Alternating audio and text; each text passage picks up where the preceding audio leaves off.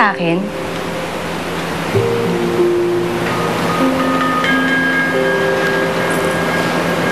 Mahal mo ba ako, Baba?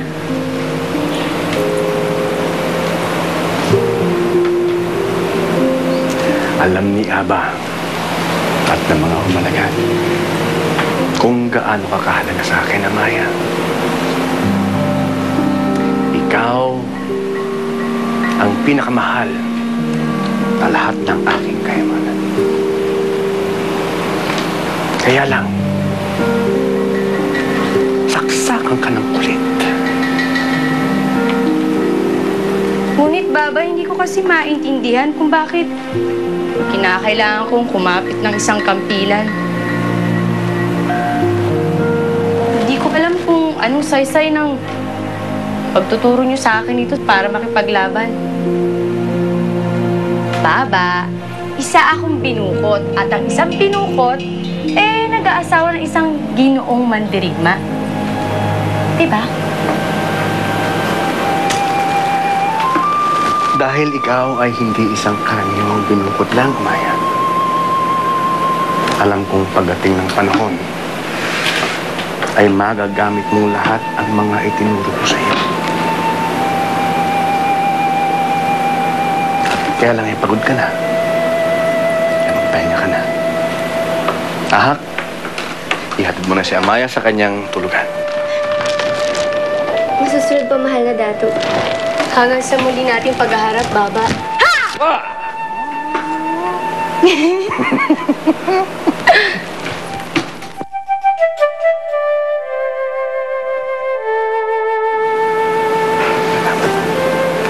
Paalam. Baba kung masuwi.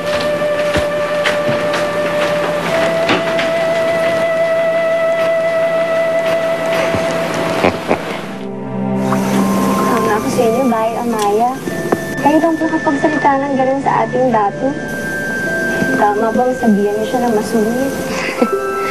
Naglalambing lang naman. Gusto kasing pinapatawa si Baba. Amaya? Binayaan. O bakit hindi ka pa natutulog? Hindi pa kasi ako inaantok, Amaya. Maaari ba tayo maglaro ng kumpit?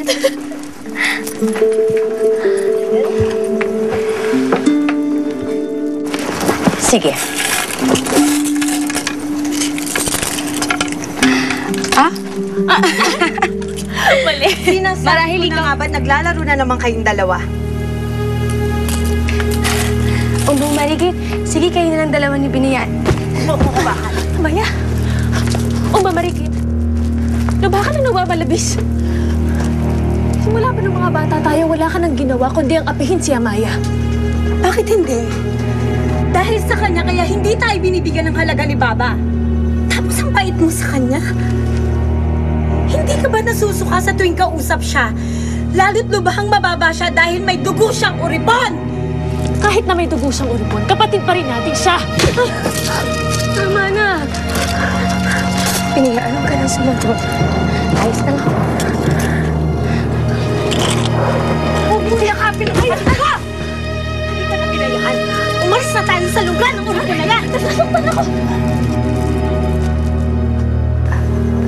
Bay Amaya? Totoo ba ang nadinig ko na may dugo po kayong uripon?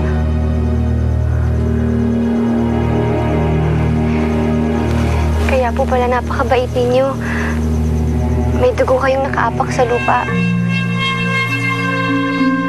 Dahil tulad ng dati, dinalaw na naman at tinuruan ni Baba si Amaya na humawak ng kampilan. May pagbabago ba doon? Dapat ay nasanay ka ng iba ang pagtingin ng iyong baba sa mabaw na yun.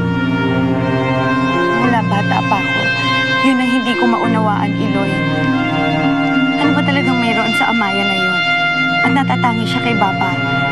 Bukod sa anak siya ng isang uripong inibig ni Baba. Nakakatiyak ako na may iba pang dahilan.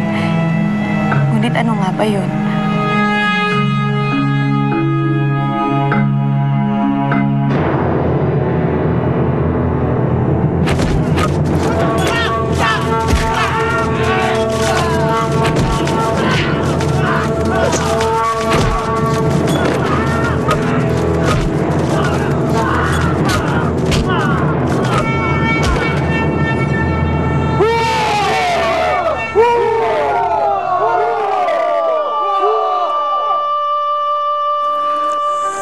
wala ka pa rin ipinagbagong mangubat.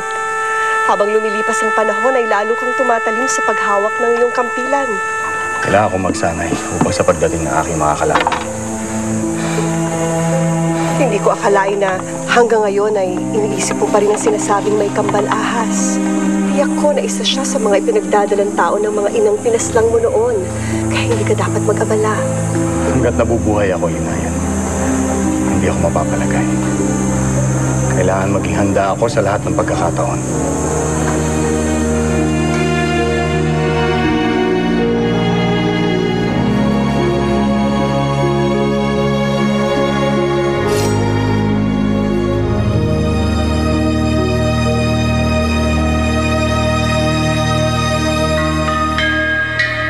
Toyo, may mga dalaw. Sinong iyong kasama, Ubuawi?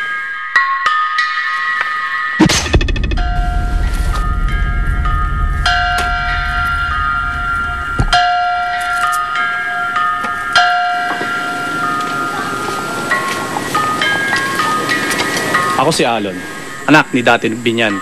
Naparito ako panghingi ng kamay ng isa sa 3 mong anak na binukod. Piliin mo na ang aking panganay. O ang pangalawa ko. Huwag lang ang aking bunso. Kung ang bunso ang iyong pinakatatago, siya ang gusto ko. Walang kahit sinong karapat-dapat para sa aking bunso. Kaya kunin mo na yung sibat. Umalis ka na. Sa ibang banwa ka na lang maghanap ng mga pangasawa.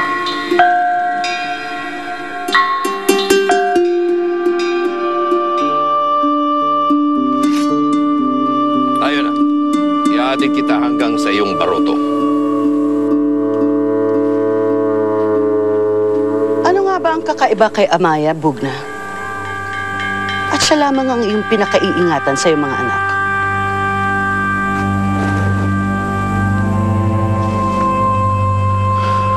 At tulad ng dati, hindi mo na naman ako sinasagot. Ngunit alam ko na may inililihim ka sa akin tungkol sa anak ninyo ng Uripon.